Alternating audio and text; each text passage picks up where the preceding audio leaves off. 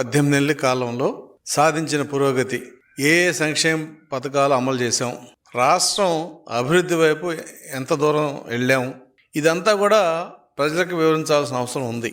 మరి మనకి ఎన్నికలు జరిగినప్పుడు ఈ రాష్ట్రం యొక్క ఆర్థిక పరిస్థితి కానీ, లా అండ్ ఆర్డర్ కానీ చాలా ఇబ్బందికైన పరిస్థితుల్లో ఈ రాష్ట్రాన్ని జగన్మోహన్ రెడ్డి వదిలిపోవడం జరిగింది.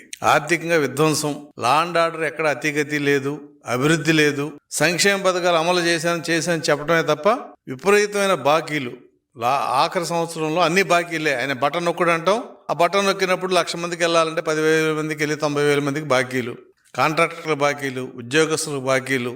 ఈ రకమైన ఒక దుర్భరమైన పరిస్థితుల్లో అధికారం చేపట్టిన చంద్రబాబు నాయుడు గారు మరి కేంద్రంతో సహయోగ్యం ఉండబట్టే డబుల్ ఇంజిన్ సర్కార్ అంటే ఏంటనేది ఇవాళ ఆంధ్రప్రదేశ్ ప్రజలకి తెలిసిందని నేను అనుకుంటున్నా. ఏదైతే ఎన్నికల మేనిఫెస్టోలో మేము తెలుగుదేశం పార్టీ తరఫున హామీలు ఇచ్చామో అందుట్లో ప్రధానమైంది సూపర్ 6, ముఖ్యంగా డిఎస్సి. మరి జగన్ జాబ్ క్యాలెండర్ అన్నాడు, దాన్ని మడత పెట్టి లోపల పెట్టిస్తాడు. రాగానే సూపర్ 6 లో ఒకటైన job calendar DSC, mega DSC ఇచ్చి టీచర్ పోస్టులని రెగ్యులర్ ఉద్యోగస్తులుగా అపాయింట్ చేయడం జరిగింది. అలాగే తల్లికి వందనం, నువ్వు 2 పిల్లలకి ఇస్తామని చెప్పి ఎగ్గొట్టి 1 పిల్లలకి ఇచ్చావు. మేము ఎంతమంది ఉంటే అంతమంది ఇస్తామని చెప్పాం.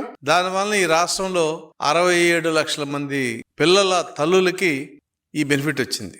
15,000, 2 ఉంటే 30,000, 3 ఉంటే 45,000 ఇవ్వడం జరిగింది. అలాగే పెన్షన్ నువ్వు పెంచుతూ పోయి 2,000 నుంచి 3,000 చేసావు. మేము 4,000 ఇస్తా అన్నాం. ప్రభుత్వ ఉద్యోగులకి పిఆర్సీ ఏరియర్స్ లాగా ఏప్రిల్, మే, జూన్ 3 నెలల పెన్షన్ కూడా ఆ 3,000 నుంచి 4,000 ఏదైతే పెరిగిందో ఆ పెన్షన్ కూడా మేము ఏరియర్స్తో సహా మొదటి నెల 7,000 రూపాయలు ఇచ్చిన ఘనత తెలుగుదేశం పార్టీదే. ఆ రోజు ప్రజల యొక్క ఆనందం, ఆ కళల్లో ఆ కాంతులు అనేది చూస్తే తప్ప తెలుస్తుందే కానీ నువ్వు ఏదో తాడేపల్లి కోటలో ఉంటే నీకు అర్థం కాదు. అంటే భారతదేశంలో 4,000 పెన్షన్ అనేది ఆంధ్ర రాష్ట్రం ఒకటే ఇస్తుంది. ఏ రాష్ట్రంలో 4,000 లేవు. ఇవ్వటమే కాకుండా మేము అమలు చేసిన తేదీకి ఆ సంవత్సరం మొదటి నుంచి మేము ఆ 3 నెలల ఏరియాస్ కూడా ఇస్తామని చెప్పి 7,000 ఇవ్వటం అనేది ఒక చరిత్ర. అంతేకాదు ముఖ్యమంత్రి గారు ప్రతి నెల ఒక్కొక్క గ్రామానికి వెళ్ళి ఆ పెన్షన్ని ఆ కుటుంబానికి అందజేయటం, ఆ కుటుంబం ఆర్థిక స్థితిని గమనించి వాళ్ళకి ఏం కావాలో కూడా ఆయన ఇవ్వడం జరుగుతుంది.